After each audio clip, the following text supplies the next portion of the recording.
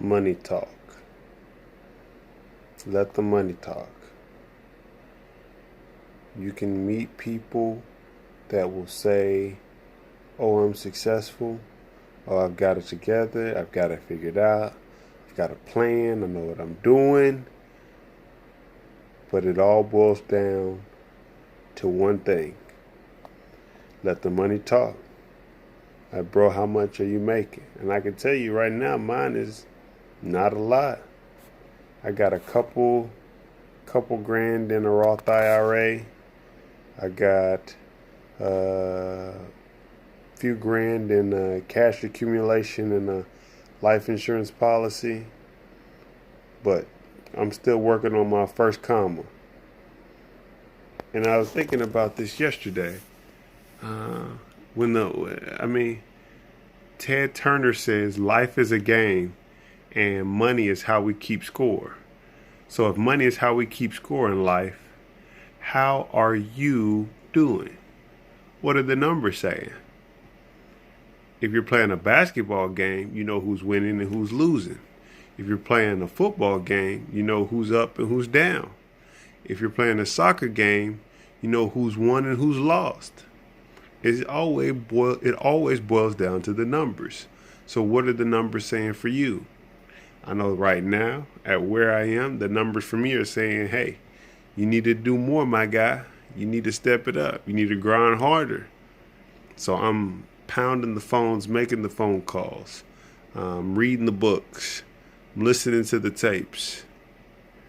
I'm even beginning to plant the seeds in other people's minds of how they want to be great. Because the deepest desire, I just learned this rereading again, Dale Carnegie's How to Win Friends and Influence People, and I'm on chapter 3.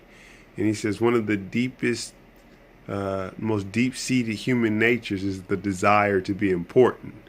And I believe everybody wants to be important. Nobody wants to live their life and look back 10, 20, 30 years later and say, man, I didn't accomplish anything. I didn't do anything. I didn't make a difference. All I did was work, pay bills, travel 2 weeks out of the year and live for the weekend. Nobody wants that. Nobody lives for that. But people are handed that script year in and year out, day in and day out, generation in and generation out. They are handed that script. Go to school, work hard, get good grades, get a job. And I was thinking about this earlier today, is that what they don't tell you in the fine print of that script, that contract you sign it says at the bottom, if you read it closely, it says it at the bottom. It says, secretly, this is a rat race where people are clamoring over one another for the scraps of life when abundance is to be had. But nobody reads that part because nobody reads the fine print. I didn't find it until recently because I found that working at the restaurant that I'm at, there seems to be nothing going well for people in their lives. It always seems to be problems, whether if it's the cooks aren't making things right, or the host is seating me too much, or the customer didn't tip me well, whatever it is. I mean, people are always looking for the problems. So I tend to zone out oftentimes when I'm there working and just focus on my gold card. I'll pull it out probably 20 to 30 times a shift. My gold card of things that I'm focused on. One actually is a woman I'm working towards. And I'm understanding and practicing my French for her because I know she speaks French. So, little tip, match her linguistically if you can. But that's just me.